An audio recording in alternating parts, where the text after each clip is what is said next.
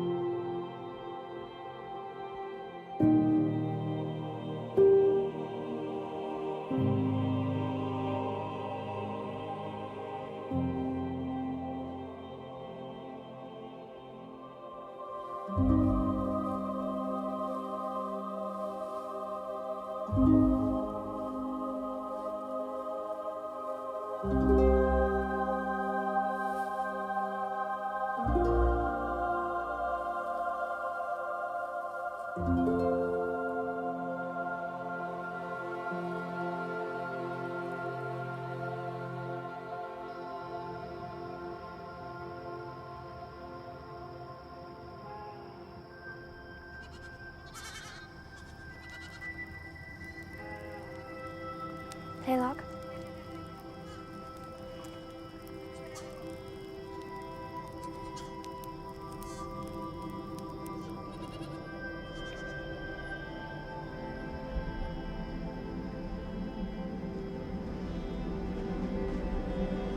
Shumat Kulum.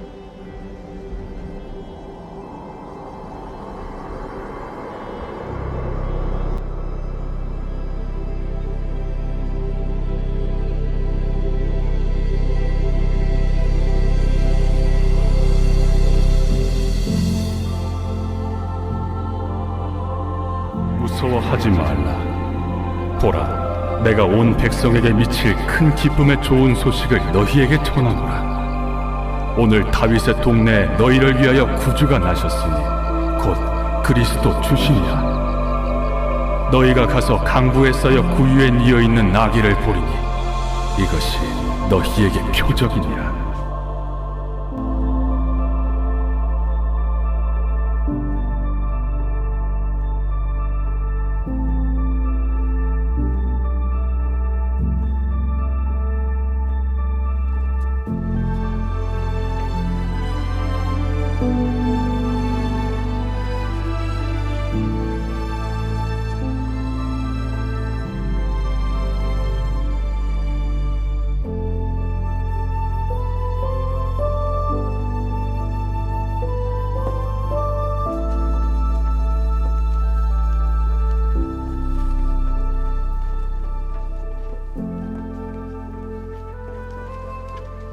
Swan Lake.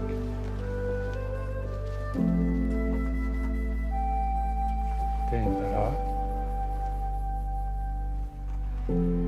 Eso. Eso.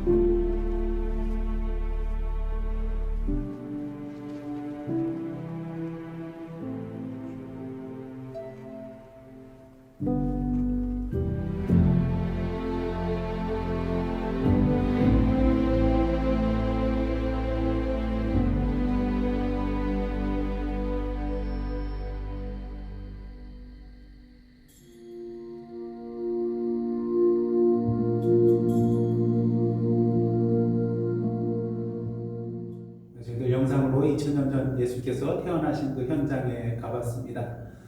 여러분 영상 처음 나올 때 무슨 소리가 들렸죠? 애기 울음소리가 들렸죠. 그런 애기 울음소리 들을 때에 어떤 마음이 드셨습니까? 어떤 교회에서는 애기 울음소리가 나오면 누가 본당에 애기를 데리고 왔나 이러한 마음을 품는 그런 분도 계시는데 여러분 어떻습니까? 그냥 일단 애기 울음소리 들으면 어떤 마음이 드세요? 예? 경이로운 마음, 또 반갑고 또 기쁜 그런 생각이 드실 겁니다. 왜냐하면 한 생명이 태어났잖아요. 그리고 그 부모와 가족에게 있어서는 어떻습니까? 그 10달 동안 그렇게 기대하고 기다리던 아기가 태어났기 때문에 너무나도 그 마음이 기쁠 것입니다. 근데 2000년 전 천사가 전해준 그 기쁜 소식, 그것은 단순히 한 아기가 태어났다는 그런 차원을 뛰어넘는 그런 수준의 기쁨이었다는 것을 우리는 너무나도 잘 압니다. 왜냐하면 이 아기의 탄생은 이 아기의 부모인 요셉과 마리아, 그 가족에게만 기쁨이 되는 소식이 아니라 누구에게도 기쁨이 되는 것이에요. 천사들이 고지해 주신 것처럼 온 세상에 미칠 저와 여러분에게도 해당되는 그러한 기쁨의 소식이었기 때문인 것입니다. 천사가 말합니다. 11절 말씀, 오늘 본문 말씀 다시 한번 함께 공독하시겠습니다. 시작. 오늘 다윗의 동네에 너희를 위하여 구주가 나셨으니 곧 그리스도 주시리라. 이 아기는 그동안 이스라엘 백성들이 그렇게 기대하고 기다리던 그들을 위한 구주, 곧 그리스도 주이셨기 때문에 우리가 기뻐할 수밖에 없는 것이죠. 그리스도께서 태어나셨다는 것입니다. 여러분, 그리스도란 말은요, 헬라어로 크리스토스라는 그런 말을 씁니다. 근데 이 크리스토스의 의미가 뭐냐면요, 기름 부음을 받았다는 것입니다. 기름 부음 받은 자가 바로 크리스토스예요. 그럼 히브리어는 여기에 해당되는 단어가 뭘까요? 여러분들이 너무나도 잘 아시는 메시아가 바로 이 크리스토스에 해당되는 기름 부음 받은 자라는 의미인 것입니다. 그렇다면 기름 부음 받았다는 것은 무엇을 의미하는 것일까요? 보통 구약에서 기름 부음을 받았다는 것은 이 세 종류의 직분자에게 해당되는 것입니다. 누굴까요? 하나님의 말씀을 선포하는 선지자, 그리고 우리를 대신하여서 하나님 앞에 제사를 드리는 제사장, 그리고 마지막으로 왕. 이 세 직분자에게는 기름을 부었어요. 왜? 하나님으로부터 택하여 세움을 입었다는 그러한 의미로서 기름을 부었다는 것입니다. 그런 의미에서 예수께서 기름 부음 받은 자, 그리스도로 이 땅에 오셨다는 것은 무엇을 의미하는 것일까요? 예수께서 이 땅에서 세 가지의 직을 행하셨다는 것입니다. 선지자, 제사장, 그리고 왕인 것이죠.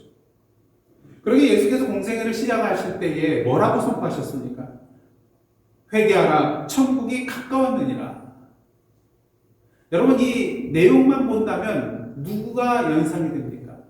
구약시대의 이스라엘 백성들을 향하여 회개를 촉구하던 선지자들의 모습이 분명히 생각이 나실 것입니다. 그리고 예수께서는 이 땅에 계시는 동안 하나님의 말씀을 선포하고 전하고 가르쳐 주셨어요. 예수께서 이렇게 하실 수 있었던 이유는 무엇입니까? 요한복음의 말씀처럼 예수께서 바로 하나님의 말씀 그 자체이시기 때문인 것이죠. 본인이 하나님의 말씀이기에 그 하나님의 말씀을 사람들에게 전하고 온전히 가르칠 수 있었다는 것입니다. 또한 예수님은 히브리서 말씀처럼 완전하고 영원한 대제사장의 직을 수행하셨습니다. 중요한 사실은 예수께서는 제사장인 동시에 본인이 직접 뭐가 되어주셨어요? 희생 제물이 되어주셨다는 것입니다. 특히 이러한 예수님께서 십자가에 달려서 희생 제물이 되어주신 이 제사는요, 구약의 제사와는 너무나도 차원이 다릅니다. 수준이 달라요. 구약의 제사는 어떻습니까? 죄를 지을 때마다 그때마다 하나님 앞에 나아가 제사를 드렸어야 돼요. 하지만 예수님의 희생 제사는 어떤 제사입니까? 한 번으로 족한, 영원하고 계속해서 유효한 그러한 제사였다는 것입니다. 완전한 제사였다는 것이죠. 그리고 마지막으로 예수께서는 이 땅에 왕으로 오셨습니다. 죄와 사망의 권세 안에 놓여있는 우리를 구원하여 주시기 위하여, 또 우리를 하나님의 백성으로 삼아주시기 위하여, 그리고 오늘도 당신이 직접 왕이 되셔서 우리를 당신의 사랑과 공의로, 은혜로 우리를 다스리시기 위하여 이 땅에 오셨다는 것입니다. 자, 그렇다면 예수께서 기름 부음 받은 자라는 그런 그리스도라는 이름을 가지셨는데 과연 예수께서 언제 기름 부음 받으셨을까요?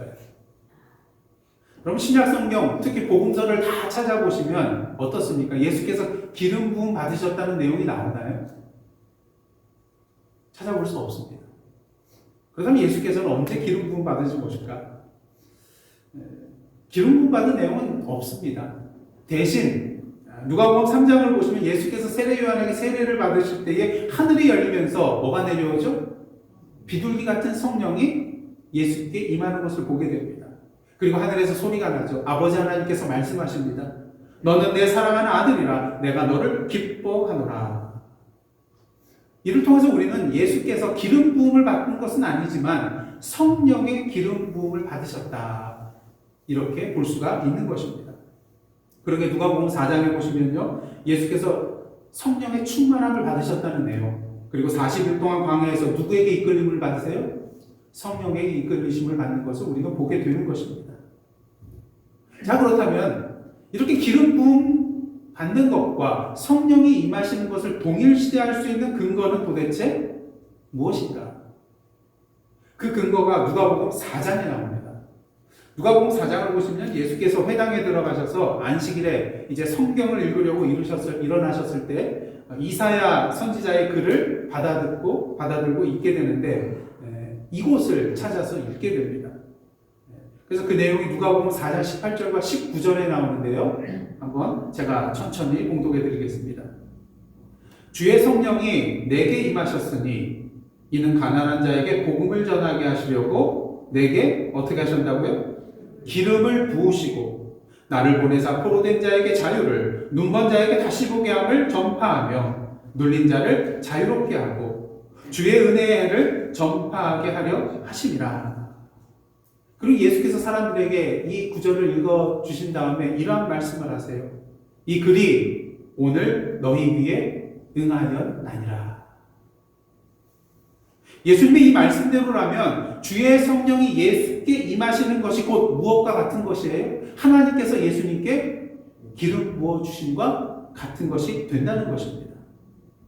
바로 예수께서 이스라엘 백성들이 그토록 기대하고 기다렸던 기름을 받는 메시아 그리스도임을 분명히 알려주는 것이죠. 하나님께 택하여 주셔서 우리를 위하여 선지자로서, 제사장으로서, 왕으로서 보내주신 우리 구주가 바로 예수님이시라는 것입니다. 그러게 우리는 기뻐하고 또 기뻐하며 그 메시아 그 그리스도를 보내주신 하나님께 감사와 영광과 찬양을 올려드려야 하는 것입니다. 왜냐하면 우리의 기대와 기다림이 이 예수 그리스도를 통하여 성취되었기 때문인 것이죠. 하지만 어떻습니까? 그럼에도 불구하고 오늘날 이 세상을 바라보면 어떻습니까? 세상의 수많은 사람들이 이 땅에 이미 예수 그리스도께서 2000년 전에 오셨음에도 불구하고 저희들이 그동안 대강절 동안 다뤘던 네 가지 주제 뭐죠? 처음에 소망, 평화, 기쁨, 사랑. 오늘 세상을 보면 이것들을 사람들이 제대로 누리며 살아가고 있습니까? 그렇지 못하다는 것이죠. 오늘도 절망과 어둠과 두려움에 빠져 헤매이고 그 속에 헤어나오지 못하는 그러한 모습들을 우리는 너무나도 쉽게 보게 되는 것입니다. 그 이유는 무엇일까요? 그리스도께서 2000년 전에 이 땅에 오셨음에도 불구하고 이러한 현상들이 나타나는 이유는 도대체 무엇일까요? 여러분 뉴스 보시면 어떻습니까? 세계 1차 대전 제가 작년인가 재작년에 한번 말씀드렸죠. 그 당시 독일과 또 영국 군이 크리스마스를 맞이해서 그날 하루만은 전쟁하지 않고 서로 선물도 나누고 대화 나누고 축구도 하고 그렇게 하루를 보냈다고요. 근데 지금 우크라이나 땅은 어떻습니까? 우크라이나에서는 그래도 크리스마스 때만이라도 서로 전쟁하지 않았으면 하는 마음이 있는데 러시아 푸틴 대통령은 우리는 크리스마스도 없다, 새해도 없다. 그러면서 계속해서 폭격한 것을 우리는 보게 됩니다. 왜 이런 일들이 일어나고 있는 것일까요? 왜 세상에 오늘도 많은 사람들이 참된 평안과 사랑과 소망을 잃고 절망 가운데 흐느끼며 울부짖고 있는 것일까요? 20세기 신학의 거장이라고 불리는 독일의 칼 바르트라는 그런 신학자가 있습니다. 근데 이분은 자신의 그런 객관적 화해론에 대해서 한 가지 비유를 말씀해 주고 있습니다. 객관적 화해론이란 무엇이냐면요, 이 세상의 모든 만민은 2000년 전 예수 그리스도께서 십자가에 달려 돌아가심의 그 사건을 통해 이미 객관적으로 하나님과 화해되었다는 것을 말하는 것입니다. 그런데 문제가 있어요. 이 주장대로 말한다면 우리가 언제 구원받는다 그러니까? 우리가 예수 그리스도를 믿고 내가 죄인임을 고백하고 회개하고 예수 그리스도를 나의 구주로 받아들이고 영접할 때 그 순간 내 죄가 용서함 받고 하나님과 화해된다는, 이것을 우리는 보통 주관적 화해론이라고 합니다. 그럼 앞에 객관적 화해론과 이 주관적 화해론은 서로 배치가 돼요. 객관적 화해론은 이미 십자가의 사건으로 하나님께서 만민들과 이미 객관적으로 화해하셨다는 것이거든요. 그래서 자칫 잘못하면은 이 칼바르트가 주장하는 그 화해론이나 객관적 화해론이라는 것은 우리가 예수 그리스도를 믿음으로 고백하지 않아도, 영접하지 않아도 다 구원받은 것이 되는 만인 구원으로 착각할 수도 있다는 것입니다. 하지만 바르트는 자기가 말하는 것은 만인 화해론이지 만인 구원론은 아니다라고 하면서요, 이 화해와 구원의 차이에 대해서, 미묘한 차이에 대해서 이러한 비유를 들어서 설명을 해줍니다. 2차 세계대전 당시 오스트리아 사람 한 사람이 있었는데 나치를 피해서 알프스 산속 깊은 곳에서 깊이 숨어 들어가게 됩니다. 그곳에서 그는 참으로 힘든 삶을 살겠죠. 숨어 지내는 삶이잖아요. 뭘 제대로 누릴 수가 있겠습니까? 단지 그 마음속에 원하는 것은 무엇이겠습니까? 하루속히 이 나치가 패망하게 되는 것. 그것을 간절히 기대하면서 기다리는 것 뿐이었겠죠. 그리고 드디어 나치가 망하게 되었고 오스트리아에는 참된 자유와 해방이 객관적으로 성취되었습니다. 근데 문제는 이 알프스산 깊은 곳에 숨어있는 이 자는 이 소식을 알지 못하거든요. 그럼 객관적으로는 오스트리아가 완전한 자유를 누리고 해방이 되었습니다. 하지만 이 깊은 산 속에 숨어있는 이 자에게는 이 참된 자유와 해방이 경험되어질까요? 경험되지 않는다는 것이죠. 참된 자유와 해방이 선포됐음에도 불구하고 이 자는 여전히 숨어서 두려움과 안타까움 속에서 떨며 지내고 있다는 것입니다. 그러게 누군가 이 기쁜 소식을 이 사람에게 찾아가서 전해야 합니다. 문제는 이 기쁜 소식을 이 사람이 전해 듣고도 받아들이지 않는다면, 믿지 않는다면 여전히 그 사람은 구원받지 못한 사람이 된다는 것이죠. 구원의 사건이라는 것은 나치가 망하게 되었을 때 일어나는 것이 아니라 언제 일어나는 것입니까? 그 사람이 나치가 망한 소식을 믿고 기쁨 가운데 자유와 해방이 물결치는 오스트리아 도시로 내려올 때, 그 산 깊은 곳에서 이제 믿음을 가지고 내려올 때 이루어지는 것이 바로 구원의 사건이라는 것입니다. 사랑하는 성도 여러분, 우리가 영상으로 보았듯이 2000여 년 전에 천사들이 분명히 목자들에게 기쁨의 소식을 선포하였습니다. 오늘 다윗의 동네에 누구를 위하여? 너희를 위하여 구주가 나셨으니 곧 그리스도 주시니라. 우리를 위하여 2000년 전에 이미 예수 그리스도께서 그리스도로 이 땅에 나셨다는 것입니다. 하지만 아직도 우리의 삶 가운데 구원의 참된 소망과 평화와 기쁨과 사랑을 누리지 못하고 살아간다면 이는 아직도 2000년 전에 천사들이 전하여줄 그 기쁨의 소식을 듣지 못했거나 아니면 들었어도 아직 믿음으로 온전히 나의 소식으로 받아들이지 못했기 때문인 것입니다. 듣지 못했기 때문에 또는 믿음이 없게 여전히 알프스산 깊은 곳에서 숨어 떨고 있으면서 이미 2000년 전에 오신 예수 그리스도를 계속해서 기다리고 있는 것과 마찬가지라는 것입니다. 그런 의미에서 이 시간 자신에게 한번 질문을 던져보시기를 바랍니다. 나는 과연 지금 어디에 있는가? 혹시 알프스산 깊은 곳에 아직도 숨어서 떨고 있지는 않는지, 아니면 반대로 그 소식을 믿음으로 받아들이고 자유와 해방의 물결치는 오늘의 오스티아 도시로 내려와 살고 있는지, 지금 여러분은 어디에서 살고 계십니까? 바라기는 오늘도 2000년 전에 전하여준 그 천상의 기쁜 구원의 소식을 믿음으로 온전히 받고 누리시는 저와 여러분의 복된 삶 되시기를 주님의 이름으로 축복합니다. 여러분, 요한복음 4장 수가성 여인 사건 너무나도 잘 아실 것입니다. 이 여자가 물을 길러 언제 나왔어요? 정오 때. 참 태양빛이 장렬하는 아무도 그 시간에는 물 길러 나오는 시간이 아닌 그 12시에 한낮에 우물에 물을 길러 나왔습니다. 정확히는 알 수 없지만 적어도 이 여인은 다른 사람의 눈을 피해서 다녀야만 하는 그러한 사정 속에 있었던 여인이라는 것이죠. 여러분, 사람들의 눈을 피하여 다니는 것 쉬운 일입니까? 참으로 정신적으로, 영적으로 외롭고 힘든 삶을 살아가는 여인이었을 것입니다. 육신적인 기가를 해소하기 위하여 물을 길러는 나왔지만 오히려 영적으로 더욱더 목마른 가운데 있었던 자가 바로 이 수가성 여인이었다는 것이죠. 그런 가운데 우물가에서 예수님을 만나게 됩니다. 그리고 예수님과의 그런 대화를 통해서 이분이 누군가를 알게 되는데, 처음에는 자신의 앞에 서 있는 분이 누구인지, 그리스도인지를 알아채지 못했어요. 하지만 예수님과의 그런 대화를 통해서 점차 이 여인의 태도가 달라집니다. 처음에는 예수님을 향하여 단순히 당신이라고 표현하고요, 주여라고 표현합니다. 여기서 주여라는 것은 우리가 주님을 향해서 주여라고 하는 것과 차원이 다른 것으로, 보통 그 상대방을 향하여서 존경을 표하는 그런 호칭으로 사용되는 것이 바로 주라는 표현입니다.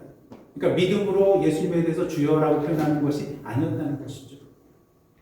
그러다가 예수님과 대화하는 가운데 이제 그 호칭이 바뀝니다. 그 입술에서 선지자라는 말이 나와요. 그러다가 어떻습니까? 마침내 예수께서 누구신가를 분명히 발견하게 되는 것입니다. 그토록 자신들이 기대하고 기다리던 메시아 그리스도가 바로 자기 앞에 있는 예수라는 것을 깨닫고 나서 이 여인이 어떻게 합니까? 물길로 왔던 그 물동이를 버려둔 채 어떻게 합니까? 어디로 향해 가요? 마을로 뛰어갑니다. 마을 사람들에게 달려갑니다. 그리고 그들에게 그리스도가 오셨다고, 내가 그리스도를 만났다고 증거하는 것을 보게 됩니다. 변했어요. 조금 전만 하더라도 사람의 낯을 피하여, 사람의 눈을 피하여 물을 길러 왔던 이 여인이 이제 오히려 어떻게 합니까? 사람들을 찾아서 동네로 달려갑니다. 이 여인의 모든 문제가 해결이 된 것이죠. 어떻게 해요? 예수 그리스도를 만났기 때문입니다. 다른 거는 달라진 거 하나도 없어요. 오직 한 가지 변한 게 뭡니까? 그의 삶 가운데 예수 그리스도를 만난다는 거예요. 이 만남으로 인하여 이 여인의 삶이 완전히 180도 바뀌게 된 것을 우리는 분명히 보게 됩니다. 사랑하는 성도 여러분, 이러한 이 여인의 만남의 역사가 저와 여러분의 삶 가운데 임하기를 원합니다. 단지 그리스도에 대한 지식만을 가지고 있는 것이 아니라 우리 눈앞에 지금 서 계신 예수 그리스도를 믿음으로 바라보고 알아채고 그 그리스도를 우리의 삶 가운데 누리는 저와 여러분의 삶이 되기를 원합니다. 그럴 때 우리의 환경이 바뀌지 않는다 할지라도, 우리의 상황이 달라지지 않는다 할지라도 우리의 마음의 중심이 완전히 달라지고 그 예수 그리스도와의 만남을 통하여서 이 세상이 줄 수 없는 참된 소망과 평화와 기쁨과 사랑을 온전히 우리의 삶 가운데 누릴 수 있게 될 것입니다. 이런 은혜를 누리시는 저와 여러분의 성탄의 절기가 되시기를 주님의 이름으로 축원합니다. 근데 중요한 사실은요, 예수께서 우리의 그리스도가 되신다는 것은 단지 우리가 예수 그리스도로 말미암아 죄로부터 구원함을 받았다는 것만을 의미하는 것이 아니라는 거예요. 앞으로 예수께서 우리의 그리스도가 되신다는, 앞에서 우리가 예수께서 그리스도가 되신다는 것은 삼중직을 말씀드렸었죠. 선지자, 그리고 제사장, 그리고 왕의 직분을 감당하시기 위해 이 땅에 오셨다는 것입니다. 그 중에 마지막이 뭐예요? 왕으로서 오셨다는 거예요. 다시 말해서 예수께서 우리의 구세주가 되신다는 것은 그로 말미암아 우리가 죄의 권세로부터 구원받고 자유와 해방을 누리는 것 당연하죠. 그런데 이것으로 끝이 아니라는 것입니다. 예수께서 왕으로 오셨다는 것은 우리를 그렇게 구하여 주시고 이제는 우리를 당신의 다스림과 통치 아래에 두신다는 것을 의미하는 것이기 때문인 것이죠. 그러기에 우리의 삶은 어떤 삶이 되어야 되겠습니까? 죄로부터 구원받는 해방된 그런 기쁨만을 누리는 것이 아니라 이제는 하나님 나라의 백성으로서 예수 그리스도, 왕 대신 예수 그리스도의 다스림과 통치를 우리의 삶 가운데 누리는 삶을 살아야 한다는 것입니다. 그리고 이런 다스림 안에 있을 때에 우리는 참된 소망과 평화와 기쁨과 사랑을 온전히 누릴 수 있게 되는 것입니다. 지금은 비록 힘들고 어려운 그런 시기를 지나고 있다 할지라도 나의 힘으로 해결할 수 없는 커다란 문제로 인하여서 오늘도 두려움과 떨림 가운데 살아간다 할지라도, 눈물을 흘리며 살아간다 할지라도, 그럼에도 불구하고 우리가 누구의 다스림 안에 있는 거예요? 그리스도의 다스림 안에 있는 것이기 때문에 그 모든 것을 이겨낼 수 있는 것입니다. 주님의 통치에, 주님의 다스림에 손길 안에 우리가 있기 때문인 것이죠. 바라기는 언제 어디서나 어떤 상황에서든지 우리의 왕 대신 그리스도 안에서 그 다스림과 통치의 손길을 온전히 누림으로 오늘도 이 땅에 살아가면서 하나님의 나라를 미리 맛보며 살아가는 저와 여러분의 복된 삶이 되기를 간절히 원합니다. 그러기에 오늘도 우리가 살아가는 삶은 어떠한 삶이 되어야 되는가? 그리스도인의 삶이 되어야 하는 것입니다. 그리스도인은 어떤 사람을 말합니까? 그리스도에게 속한 사람, 그리고 그리스도를 따르는 사람을 우리는 그리스도인이라고 말합니다. 다시 말해서 그리스도를 기대함으로 기다린 끝에 그 오심의 성취를 누리는 것뿐만 아니라 이제 그리스도를 따라 살아가는 자가 바로 그리스도인이라는 것이죠. 저 여러분은 어떤 사람들입니까? 예수 그리스도를 나의 구주로 믿고 영접함으로써 성령으로 기름 부음을 받은 자들입니다. 예수님만이 성령으로 기름 부음 받은 자가 아니라 우리 또한 성령으로 기름 부은 자입니다. 예수께서 약속해 주신, 내가 너에게 다른 보혜사를 보내주리라고 약속해 주신 것처럼 우리가 예수 그리스도를 믿음으로 고백하고 영접하며 나아갈 때에 하나님께서 오늘도 우리 성령 하나님을 통하여서 임재하여 주시고 역사하여 주신 것을 우리는 분명히 보게 되는 것입니다. 그러기에 그리스도께서 하나님의 말씀을 전하는 자로서 선지자의 직과 자신을 희생제물로 드림으로 말미암아 깨어진 하나님과 우리 사이를 중보해 주시고 우리의 죄를 모두 사하여 주신 그 제사장직을 행하신 것처럼 또한 사랑과 공의와 은혜로 우리를 다스리고 통치하는 왕의 직분을 감당하신 것처럼 우리는 오늘도 성령으로 기름 부은 자로서 그리스도인으로서 오늘도 이 그리스도의 참된 말씀과 복음을 세상에 전하고 자신을 내어주는 섬김과 희생을 통하여 또 하나님의 사랑과 공의를 우리의 삶 가운데 실천해 나아감을 통하여서 이미 2000년 전에 이 땅에 오셨던 그 그리스도를 이 세상에 전하는 삶을 살아야 하는 것입니다. 아직도 이 세상에 나아가면 그리스도의 그 그 복음의 소식을 듣지 못한 자들이 너무나도 많이 있습니다. 들었다 할지라도 아직 믿음으로 그 그리스도를 받아들이지 못하고 믿지 못하는 자들이 너무나도 많이 있습니다.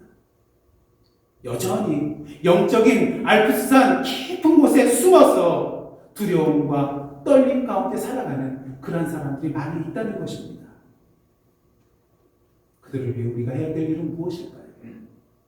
오늘도 작은 예수, 작은 그리스도가 되어서 그들에게 이 주님의 나심의 기쁜 소식을 온전히 선포하며 나가야겠습니다.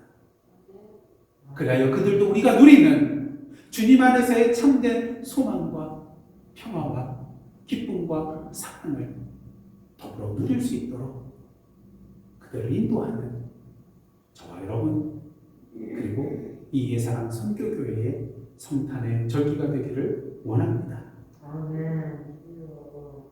기대하고 기다린 끝에 우리를 위하여 구주로 나신 그리스도 주님을 우리가 우리의 삶 가운데 누리게 되었습니다. 그러게 이제는 우리가 그리스도인으로 살아갈 차례입니다. 기도하시겠습니다. 오늘 다윗의 동네에 너희를 위하여 구주가 나셨으니 곧 그리스도 주시니라. 하나님, 오늘도 그리스도의 나심을 믿음으로 누리는 자로서 이제 그리스도의 나심을 우리의 삶으로 세상에 전하는 그리스도인의 삶을 살아가는 저희들 그리고 주님의 몸된 교회 되게 하여 주옵소서. 이 모든 말씀 이 땅에 구세주로 오신 예수 그리스도의 이름으로 기도하옵나이다. 아멘.